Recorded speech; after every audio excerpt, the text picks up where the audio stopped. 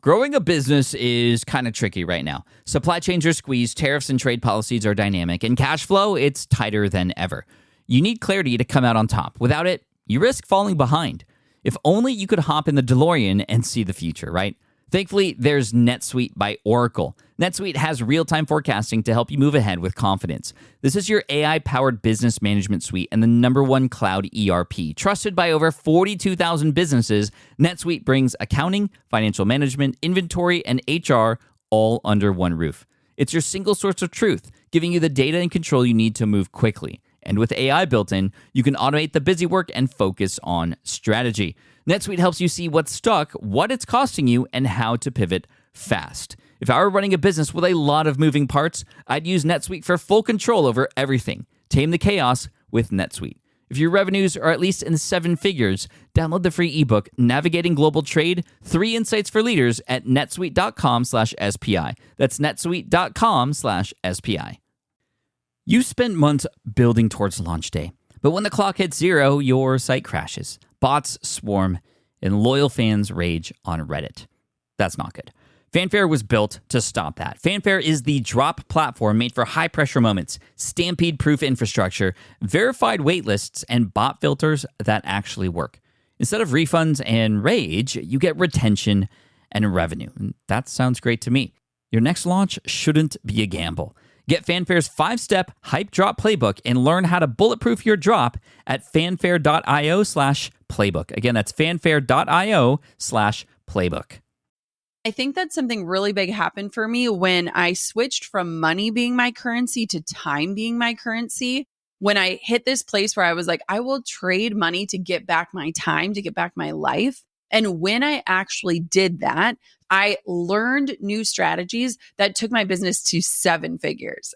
In that time, I had so much more free time. I started taking online courses. I learned about growing an email list. I learned about digital marketing. I learned about online courses, and my business ended up exploding.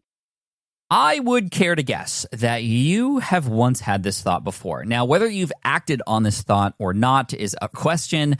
A lot of people I know have. Many people have had the thought but never took action on it. So what is this thought? The thought is you've considered at one point starting your own podcast. And many of you I know have a podcast, but some of you have wanted to start one or maybe have gotten in your own way to go and starting one. Well, today's guest started one, and it is a huge podcast. It's called the Gold Digger Podcast, hosted by Jenna Kutcher. And you'll hear early on how this show, the very show that you're listening to right now, was a show that was in her earbuds as she was getting started. Now, she came from the corporate world and changed her life after a 5-year plan was presented to her from her boss. And I'm going to tell you, this is an incredible, inspiring story, but also we get pretty deep in the world of podcasting, how to podcast, the fact that it's not too late and why, and how to approach it in a way that's going to help you in your business and change your life so that you can not have to work yourself to the ground doing it, but as she says, so that you can run while you rest. And I love that idea, that thought, when it comes to passive income by creating evergreen content that can do the work for you after you create it. And we're going to talk more about that today with Jenna Kutcher. And she has a book as well, and she is just an incredibly generous woman. And I know you're going to enjoy this conversation. I had the pleasure of meeting Jenna in person for the first time not too long ago in Tennessee with a number of other authors, and she's awesome. So enjoy the show. Here she is, Jenna Kutcher. You're listening to the Smart Passive Income Podcast, a proud member of the Entrepreneur Podcast Network, a show that's all about working hard now so you can sit back and reap the benefits later. And now your host. He finally crossed 1 million subscribers on his Pokemon YouTube channel, Deep Pocket Monster, Pat Flynn. Jenna, welcome to the SPI podcast. Thank you so much for joining me today. Oh my gosh. So I have a quick disclaimer before we dive in, but you are like the OG voice in my brain. And I have listened to your show long before I had my own podcast. And so it's so fun talking to you in real life because I feel like you've been in my earbuds longer than I've ever known you. That's insane. And there's people who can say the same thing about you now because of your podcast, Gold Digger. And, we just keep this wave going. And I know there's people in your audience who are starting their own podcast too. And we'll get into podcasts and all those good things. But I want to go back to your origin story and talk about a $300 camera that you purchased. What is the deal with this camera and how did this camera change your life? Yeah. So I worked in corporate America, graduated college. I had an internship, got a job right out of college, felt so blessed and lucky. And I'm raised in the Midwest in Minnesota. Both of my parents had the same job for, 30 years. And so it was kind of this mentality of like, if you are lucky to get a salary and benefits and God, a 401k, like you would be crazy to ever walk away. And I entered the corporate world and I have always just been this like high achiever. I am naturally a people pleaser. I just want to do well. And so I was on this fast track of moving up and up and up. And I will never forget the day that my boss sat me down and she said, "Hey, congratulations. Here's your 5-year plan." And basically handed me this 5-year plan. And never once had anyone ever asked me, what do you want for your life? Where do you see yourself in 5 years? And the company was so proud of like, here is how you're going to move up. And I had this very visceral response of both gratitude, but also this like, whoa, someone else is literally planning my life for me. And I remember going back to my office and there was this picture in this red frame of this cute boy who I was planning my wedding to. And I had this moment of like, do I want to spend my life in this office looking at this picture of him? Or is there a way to figure out how to do life where like we can do it together? And I had never had any entrepreneurs in my life. Neither of my parents are entrepreneurs, no examples of what entrepreneurship looked like. But I was in this place of like dreaming, like I need an escape raft out of this ladder climb. Like this is not for me. And at the time I was planning my wedding to this cute boy in the picture. And we didn't really have money. So I was paying off student loans. We were fresh out of school. And so I had bought this camera because I wanted to document all of these different wedding things, from the showers to the parties to all these different DIY projects I was doing. And I bought this camera on Craigslist and I was reminded that I was a creative person again. I think that the monotony of this 9-to-5 type job and being on the clock all the time, working these long hours had kind of sucked the creativity out of me. And I found myself like going to bed with this camera on my nightstand and waking up with it and like figuring out like, how do I shoot when it's dark out, when it's light out? Like, what does this look like? And I started posting photos on Facebook and I said, I got a camera. Let me take your picture. Just let me take your picture. And very slowly people started to say, I have a cat. Can you photograph my cat? And I'm like, sure. And it was like, I'm getting married. I had a baby, all these different things. And I was like, maybe this could be a real thing. Long story short, I ended up starting a wedding photography business and I grew it while I was still working my corporate job. Within 1 year, I had booked 25 weddings, having never taken an art class. And that became my escape route out of the corporate world and into entrepreneurship. Amazing. When you're handed a 5-year plan from your boss, I think a lot of people would be stoked on that, right? Especially with job security and things like climbing the ladder. It's like, here, your boss sees something in you to stay with this company. What made you have that visceral reaction to that and kind of go the opposite direction? What was it really? I think that where I was, so I was in a retail setting. I worked for Target. I love shopping at Target. Didn't love working. Minnesota, Target, right? Yes, Minnesota. I mean, Target is like the Mecca. And I had always wanted to work in the corporate setting. I saw myself as like a buyer or like in the clothing department, not actually putting clothes on the racks in the stores, which is what I was doing as a manager. And I realized like, wait, they don't actually see me moving out of this retail setting. They didn't see me moving to corporate and moving to Minnesota and being with my family again and all of these different visions that I had for myself, even within the company.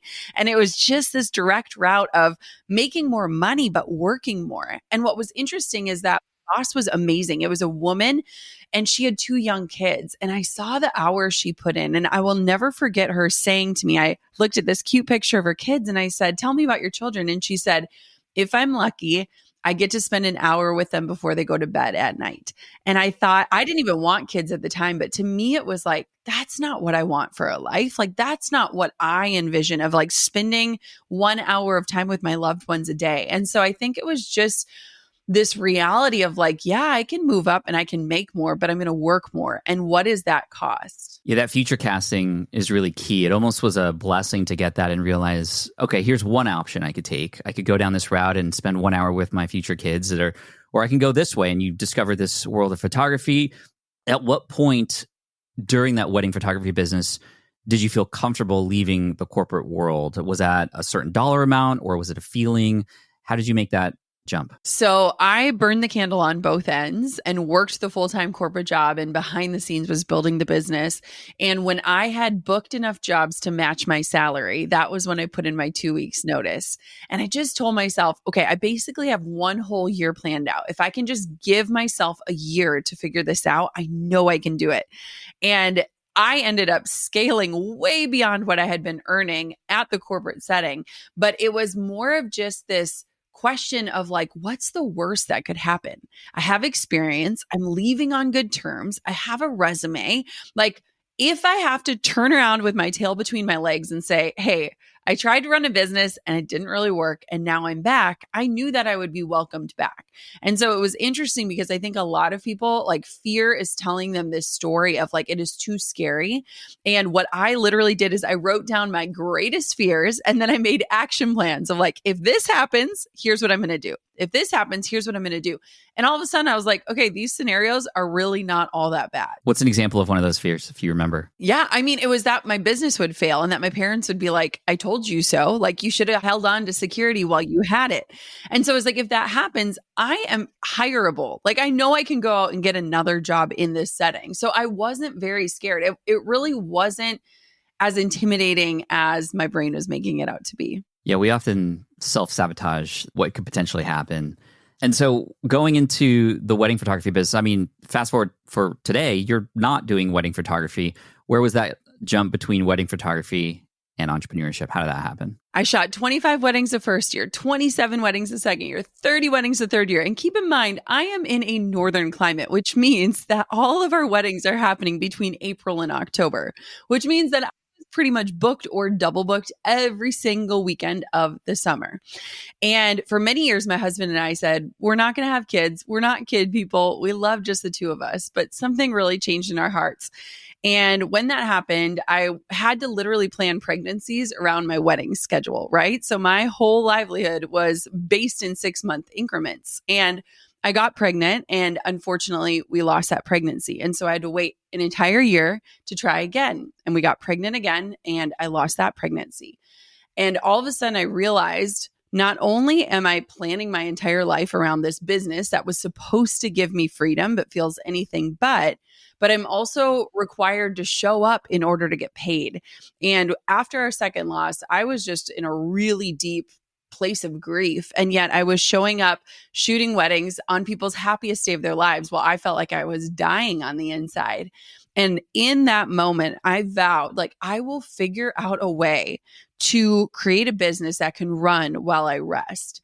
And it was just a really sobering reality, because I think a lot of times entrepreneurs start businesses to get freedom. And a lot of times their businesses can take over their lives, right? I mean, they say like entrepreneurs are the only crazy people to leave a 9-to-5 to work 24/7 for themselves.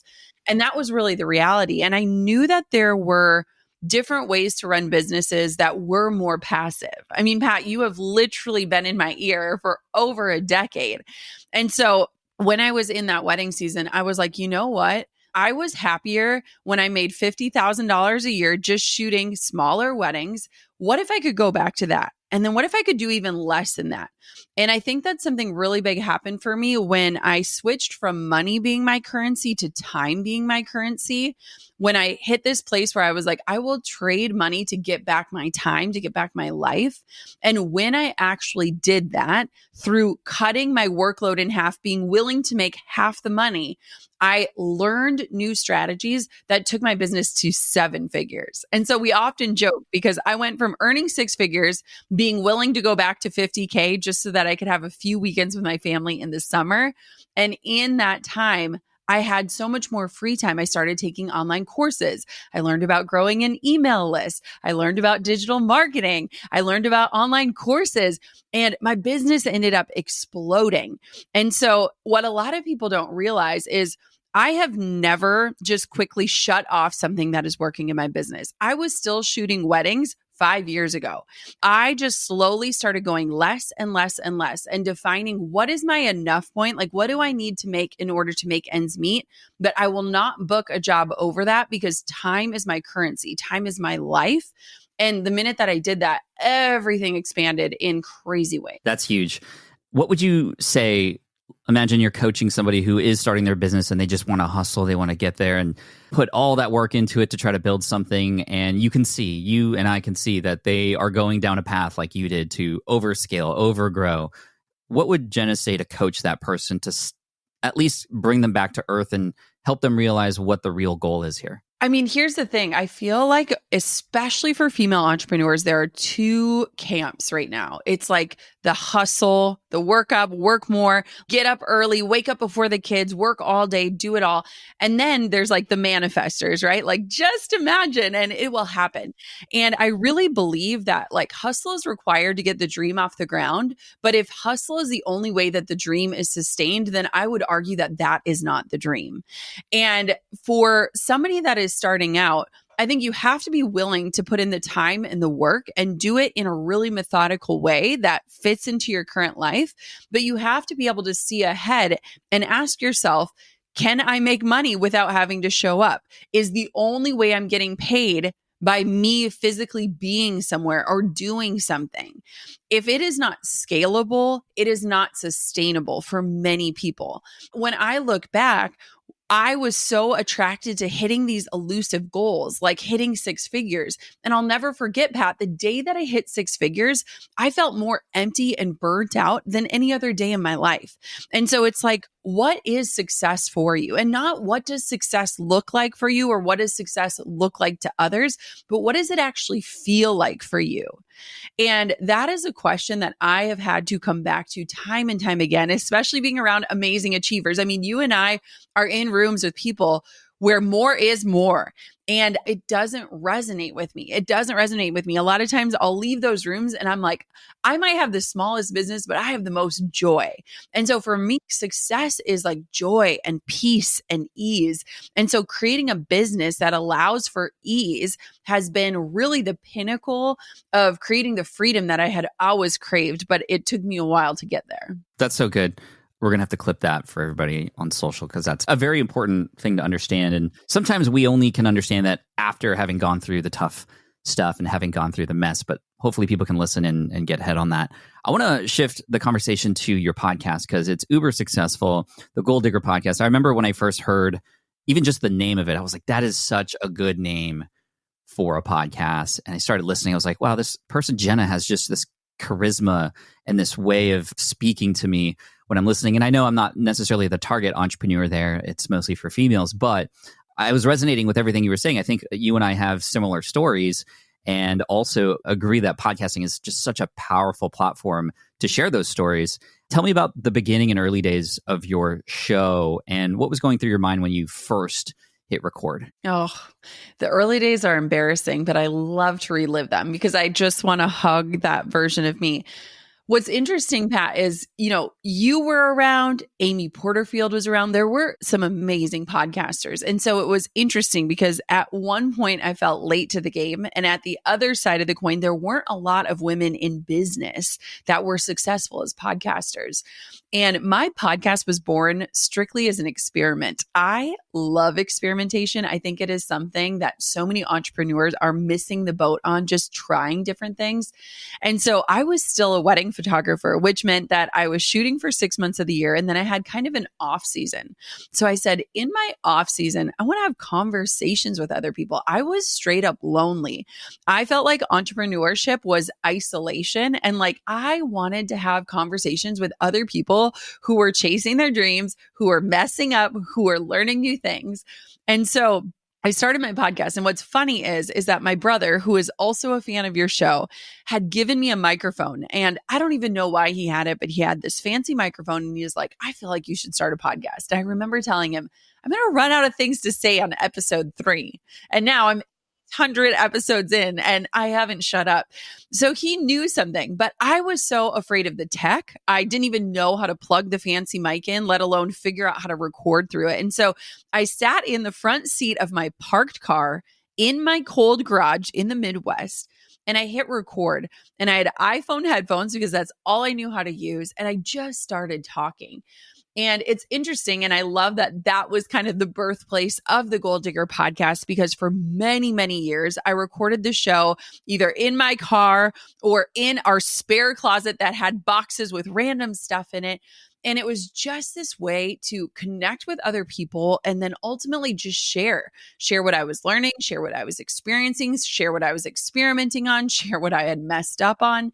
And it has just been such an honest look into my life and business, but it has also afforded me the opportunity to connect with people that I have dreamt of connecting with, right? Like, isn't it amazing, Pat, that like we get to sit down and pick the brains of people that we admire, people that we would never have the opportunity to do that because we have a platform and we're willing to allow them the space to share their story. So it has just been such a labor of love. I think podcasting is a lot easier than people think, but there's a lot more to it than it appears. And so it's this interesting juxtaposition of it's not that hard, but there's also a lot to know about it.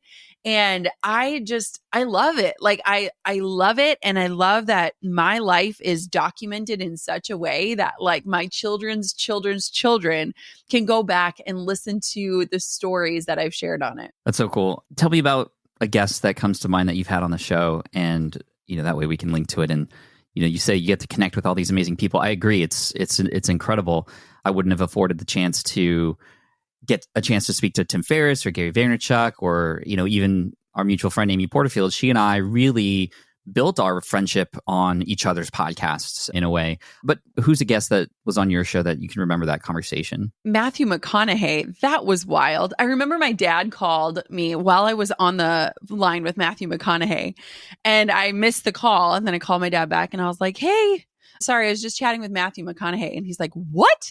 Things like Barbara Corcoran. I love Shark Tank. So like talking to her, amazing. Our friend Lovey Ajayi Jones, fabulous interview. She's just an amazing person. Tiffany Alicia, like just people that are doing amazing things and like they get to share their expertise with you and your audience. Like it's just crazy to me. And I think it's awesome because you don't have to be an expert in everything and you get the opportunity to allow other people to share their expertise. It's like a masterclass in every single episode. So like I leave feeling inspired and then knowing that like this is going to hit the airwaves, it's just the best feeling in the world. Matthew McConaughey, that's amazing. What's your prep work like for a show? Like imagine Matthew and you have him booked on the calendar and he's coming up on the schedule. What are you doing to prepare for that mentally? And, are you doing some research or how are you approaching your episodes? So like for his, I listened to his audiobook. So I did the Audible of Green Lights, which was fantastic, by the way, if anyone hasn't listened to it. A lot of times I know my guests. And so like I am choosing people who I have met or I know or I've followed their work intimately. And so a lot of my guests, I feel comfortable. Like I feel like we already know each other. We already have a rapport. For people like Matthew or Barbara, like I'm listening to their podcast. I'm listening to other interviews. But one thing I always want to challenge myself, and I think that this is an interesting piece of podcasting, is that I always want the interview to feel different and special. I had a book come out and I did a podcast tour and it was so easy for people to ask the same questions over and over again. And so one thing that I do with every guest before I start the interview is, what is something that no one has been asking you about that you've been thinking about or that you have been dying to share? And I feel like that always sets up the conversation in a really unique way, where a lot of times there's so much happening behind the scenes or something that's keeping somebody up at 2 a.m. that they haven't really been able to talk about, or they maybe haven't created content about. And so I feel like that gives you the pulse of like where that person is now, maybe not where they've been or what they've been talking about. And I just love asking that question because it really opens someone up in maybe a more vulnerable state or just gives them the opportunity if like something is really passionate and everyone's asking them about something else, they aren't really given that chance. And so I love to kind of platform in that way and try to meet my guests where they're at and with something that they're excited about. I love that. In fact, that word right there, excited, is where I often start. I ask a person, what's exciting in your life today? And like you said, that way we can get kind of what's in their mind right now. It's the same question I ask kids when I meet them versus like, what do you want to be when you grow up? I always ask like, what's exciting to you right now? And I just love the answers that come from that. So everybody should definitely borrow that when you start a podcast. With running your own business, legal questions always come with the territory. Like, can I use this contract or agreement? What do I do if a client doesn't pay? Am I even structured the right way for taxes? Instead of Googling your way through legal landmines, imagine having a law firm ready to address your business's legal needs without the sticker shock. That's what you get with Legal Shield's small business plans. Legal Shield helps entrepreneurs access real legal help on contract reviews, collection letters, business formation guidance, and even help navigating IRS audits. Members can schedule consultations, upload documents through the app, and get support from a provider law firm that knows small business laws in your state. Plus, consultations on taxes or trademarks help you stay ahead of potential problems. And if a client is late on a payment, Legal Shield steps in with professional collection letters so you can protect your hard-earned revenue, all for a fraction of the price of hiring a lawyer on your own. Go to LegalShield.com/SPI or call 833-570-9980 to learn more and get big business legal support without a big business budget. That's LegalShield.com/SPI. Do you know the secret to businesses that are scaling faster than ever? They're using Upwork to tap into a diverse pool of skilled freelancers across various industries. With Upwork, you can find specialized freelancers in marketing, development, design, and more. Experts who are ready to help you take your business to the next level. I've personally used Upwork myself and can vouch for it. Posting a job on Upwork is easy. With no cost to join, you can register, browse freelancer profiles, get help drafting a job post, or even book a consultation. From there, you connect with freelancers that get you and can easily hire them to take your business to the next level. Upwork makes the entire process easier, simpler, and more affordable with industry-low fees. Post a job today and hire tomorrow with Upwork. Visit Upwork.com right now and post your job for free. That is Upwork.com to post your job for free and connect with top talent ready to help you grow your business. That's Upwork.com. Again, Upwork.com.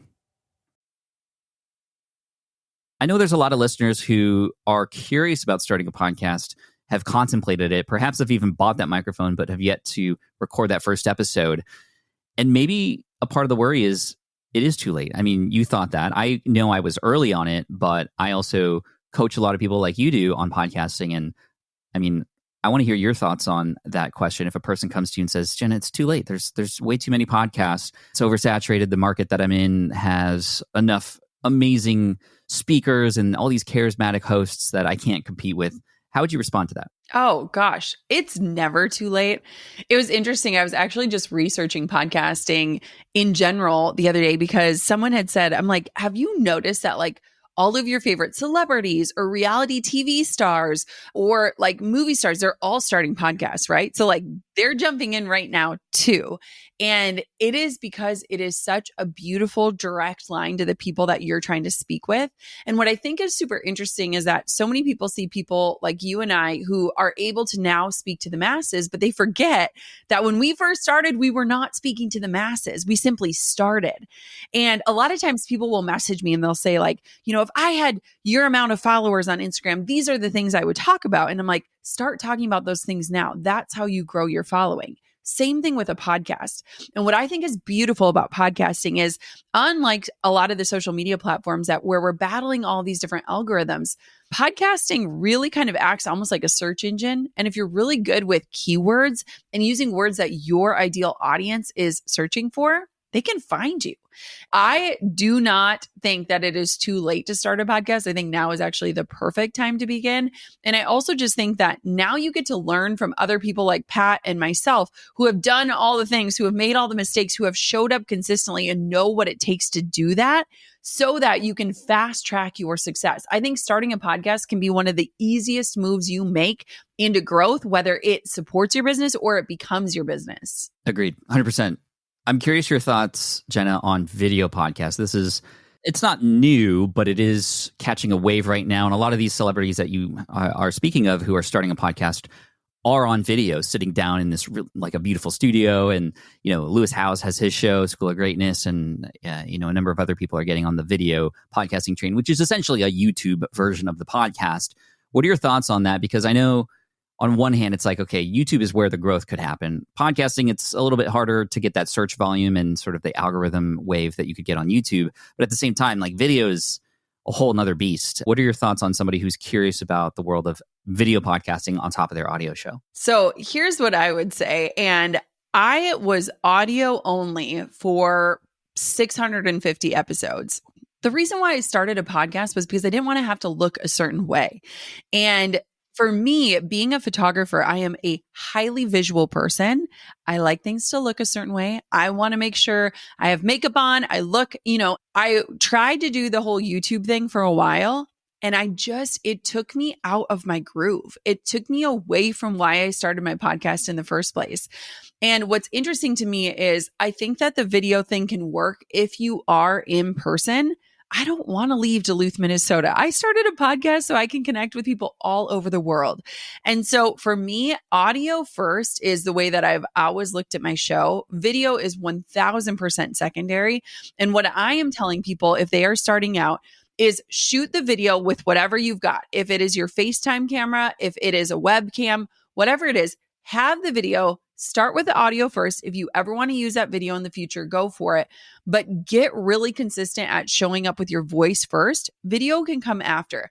And what I found that's interesting to me personally is that with YouTube, it almost felt like I was cannibalizing my people that were already listening to the show. And this is a generalization, but it is one that I believe is that most women, looking at my own user habits, I listen to podcasts while I am cooking dinner, while I'm getting ready, while I'm washing the dishes, while I'm packing lunches. I am not watching something. And so for me, I feel like most of my people are listening and multitasking. And so saying, okay, come off of this platform that you're already on to come watch people just sitting in an office talking back and forth, it just didn't make sense for me personally. I can totally see that people can be successful with it, but it added too many elements that took me away from the authenticity that I craved and the whole reason why I started my podcast. So for me, it's audio first. What do you think about that, Pat? I'm also in the audio first camp. I do feel like, and I'm loving YouTube right now for like my Pokemon stuff. So I see the potential there. Yes. However, an educational channel that is a podcast-based program is not as entertaining as like opening cards. So it's harder to get that attention. It's harder to hold that attention. However, if you can do that, I mean, you're in the money.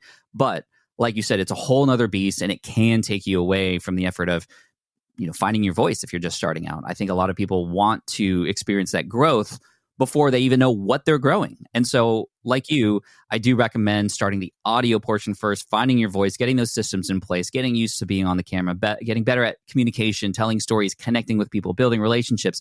And then you can take that and sort of turn it into a video version or add on top of it something else later. In order for a remote video podcast to work, I've only seen it work on a few channels like Ramit Sethi, who does a really good job. And even then, he's recording separate intros that hook people in. And, there's like the Diary of a CEO podcast, right? The first minute of it is like a Netflix trailer. And so you kind of have to understand the YouTube behavior, the consumption behavior to make it work. And it is a whole different beast. And, we teach YouTube here at SPI as well, and it's its own course. So to combine that with the podcast course, it's like twice as much work. So I agree with you, audio first, and then you could add that on top of it if you want. Now, for those who are doing a podcast, whether it's video or, of course, audio, what are your strategies for building relationships? A person's just starting out. They don't have those relationships yet. They don't have huge download numbers to then attract people to come on their show. How would you advise that they begin those relationship building processes to connect and bring people on a show or even appear on other people's show? Our friend Russell Brunson, he has the Dream 100 idea, which I love, where he literally sits down and maps out 100 dream guests that he would have on his show, on his stages, whatever that is. And I remember doing that exercise at the very beginning. And one of the things that I did was I made sure that I would follow, like, are you following all of the people that you're dreaming about? I would set up alerts for when those people would post. And I would make sure that I was encouraging in the comments, following along, and really paying attention to what are they passionate about? What are they sharing? And then I would maybe slide into their DMs and just say like, hey, I loved this post, or I love your take on this, or I really am appreciating your content about X, Y, or Z. And that can oftentimes open the door. And what I think is interesting is that a lot of times guests don't necessarily care about how big your show or your audience is. They care that they are getting a platform where they get to be the hero for the story, right? And if you are a great interviewer, you are giving somebody the opportunity to share their story, their passions, their expertise, and really give them this stage. And so what's really interesting to me is that a lot of times people will pitch, and if they notice something in me that is unique, or they see something that, maybe other people have been missing, I'm like, oh, wow, you're really paying attention. And so I think it's really interesting in that light of like, it doesn't necessarily have to be a huge platform. If you are giving somebody the opportunity to share their story, that's amazing. The other thing is that you are giving them content where they are bragging, but they're being asked to brag that they can share with their audience, right? It's a lot easier to share somebody interviewing you talking about yourself versus you just talking about yourself, right? And so you are really giving somebody a gift by having a podcast and dedicating an episode to them. And so you have to approach it not from this way of a big ask, but like, here's what I can offer you. Like, I am offering you an hour of your time to share what you love and what's changed your life. And you can share this content with your audience, and this can be your little brag book, compliments of me.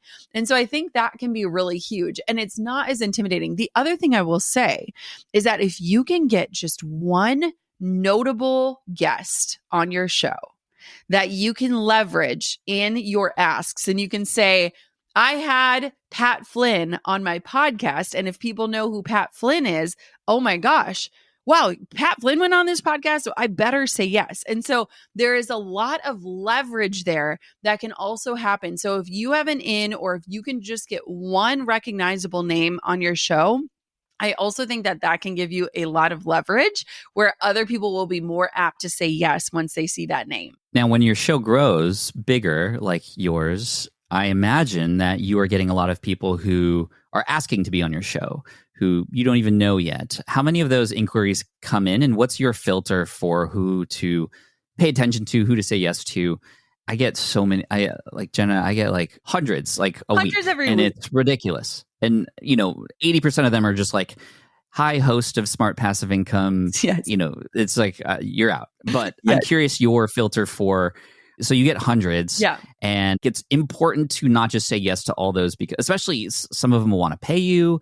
Like, there's a lot of opportunities that come in. How are you able to manage those inquiries and keep the values that you have and that you want on the show still there when all these new opportunities are coming your way? Yes. Okay. So I am a person. So one thing to note, I have one team member that works with me on the Gold Digger podcast. That's it. Like, we do not have a full production team. I do not have multiple producers. It is me and one other girl running the whole thing. And so I don't have this like massive team. And so inquiries are really interesting. And so she does the first pass through them. So they automatically go through her.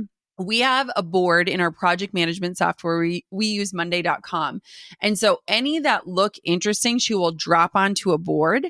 And then I will go through and look at the name, what their topic was, and I'll click over and maybe either look at their website or their social media.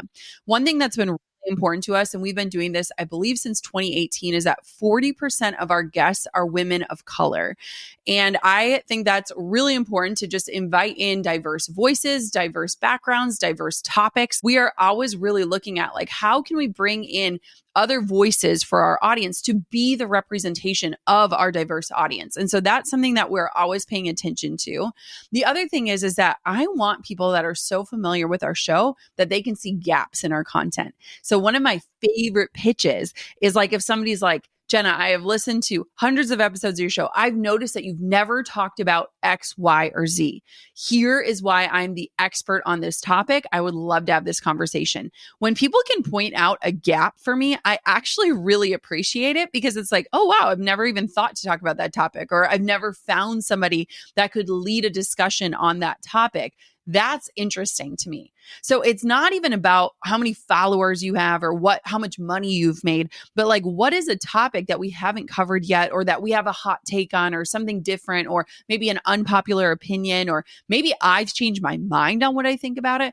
How can we have those types of conversations?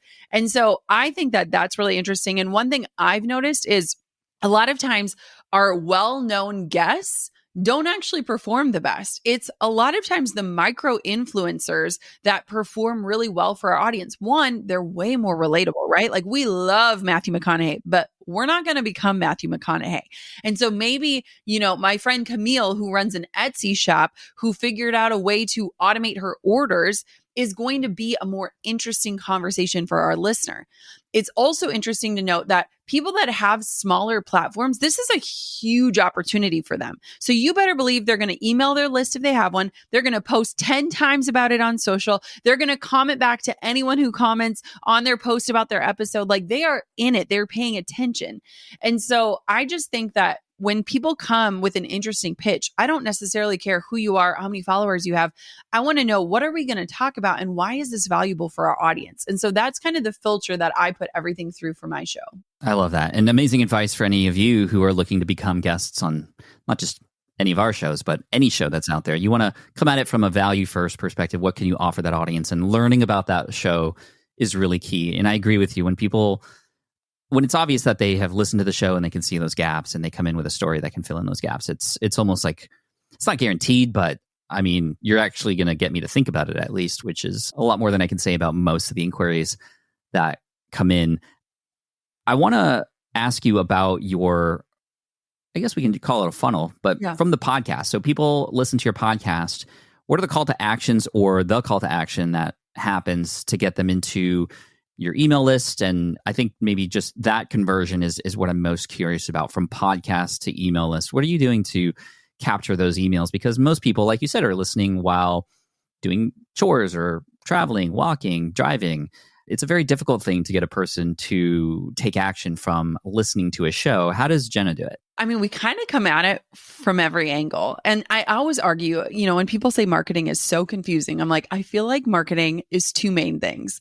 One is your email list, growing and serving it. And two is any other activity you're doing should be to get people off of the platform you're on and onto your email list. So whether you're growing Instagram, podcast, YouTube, Facebook, TikTok, how are you getting people off of these platforms that you do not own and cannot control onto your list? So I feel like that is marketing simplified, in my opinion. When it comes to the podcast, so we have a few different ways. So we love to look at our content as evergreen, much like you. Somebody could listen to a show from a year ago and it's still relevant and it's still applicable and it's still valuable. And so we're always looking at ways that our evergreen content can live on and continue to serve.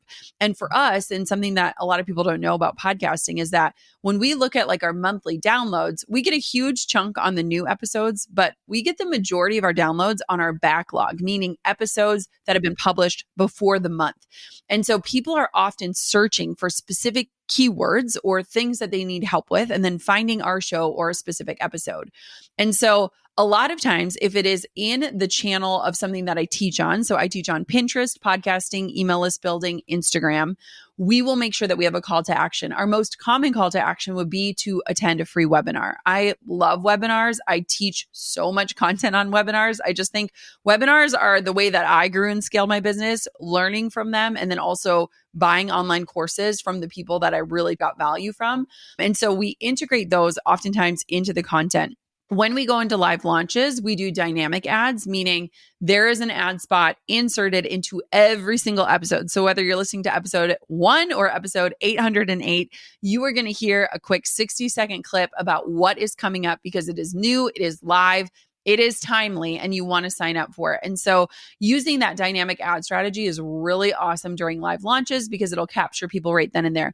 One of the things that I often say, Pat, is like, pause this right now and go to, and then whatever the URL is, to give people that directive of like, I know you think you're going to come back to this. The chances are that you're not. So hit pause right now, go save your seat and then come back to this show. We also really look at like covert mentions and overt mentions. So thinking through like some episodes, I can just passively talk about my Pinterest course and talk about maybe the success of a student without actually selling the course, right? Just mentioning, hey, I have this course and one of my students, Abigail, got 1 million views on Pinterest by using this strategy. And that provokes curiosity, right? And then there's more overt marketing where it's like, hey, here are 5 students who took this course and here's the results they're getting. Let's talk to them and talk about what they're doing. And so looking through ways at like, on all of my solo shows, like what is a way to have some sort of invitation that would be the logical next step for someone who is ready to take action on this topic, making sure we invite it, making sure it's in the show notes, it's in the show description, the hyperlinks are right there. It's really easy to get to. And then we also leverage our blog as our show notes. And so there is so much searchability, there is search engine optimization. We make sure the links are in there as well. So even if somebody doesn't listen to the podcast, we are almost getting double the amount of content by creating show notes that read as a blog post, that link to the audio, and then also have all the links to the places specifically to opt in. And when people can click over to our blog, we have other ways to capture that traffic, like pop-ups. We have screamer bars on our website and different ways to do that as well. Amazing. I love the idea of show notes not just being like bullet points, but actually being read as a blog post. I imagine that helps for search engine optimization, anybody who sort of organically finds those posts on your website. And the website is where, Jenna? JennaKutcher.com is our main home on the web. And then JennaKutcherblog.com is our blog. I love blogging. I mean, I literally got started as a blogger. Yeah, same. And so blogging is still just like something I enjoy. But it is amazing because I think a lot of times people forget that like your podcast can turn into social content, email content, blog content. You think you're just creating for one thing, but if you're doing it right, it can show up in all of the places. And then golddiggerpodcast.com is for our show. And you also have a book, How Are You Really? Can you give me a 30-second synopsis of that read for anybody who's curious? Yes. Oh my gosh. I love my book. The book was written during COVID and it is written for people, more specifically women, to just get honest about what type of life you want to live. So if the beginning of this conversation resonated of what is success for me and how do I want my life to feel, this is the book to ask the bigger questions so that you can give the answers that really help you get to a life where you can answer the question, how are you really, honestly and with conviction that you are amazing. So good. And I imagine that's linked to on JennaKutcher.com, but on Amazon as well? Yes. Cool. Jenna, thank you so much for your time today. I know you're a busy mom and busy entrepreneur, but thank you so much for the time and the wisdom. I learned a number of things. I'm going to start to implement some of those call to actions on the podcast very soon. So thank you for that. And honestly, if there's anything I could do for you, Jenna, let me know. This was such a treat. And I mean, it's a very full circle moment. I feel like I'm on a famous podcaster's podcast. So thank you for having me.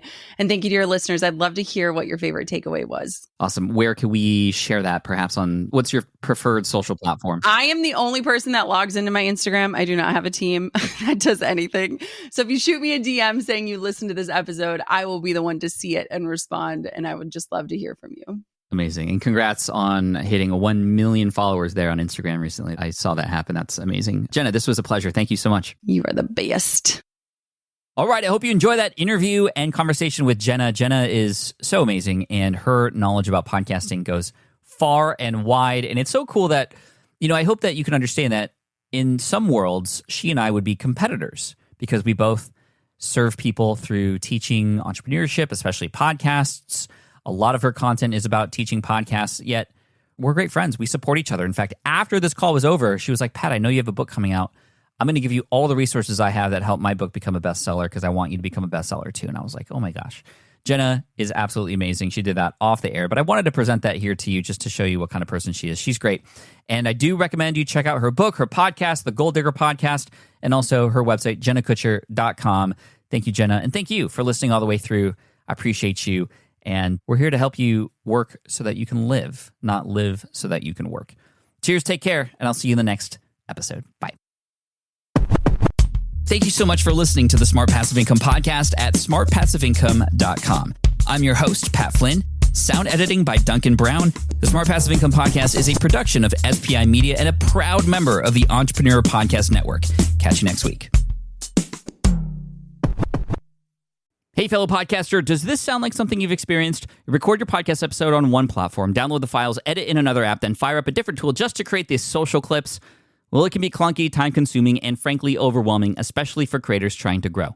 And that's why I'm excited to tell you about Riverside. Riverside is the all-in-one platform. Record, edit, and repurpose your podcast content all in one place. You just log in, record with your guests no matter where you are in the world, and just like that, studio-quality audio and high-resolution video.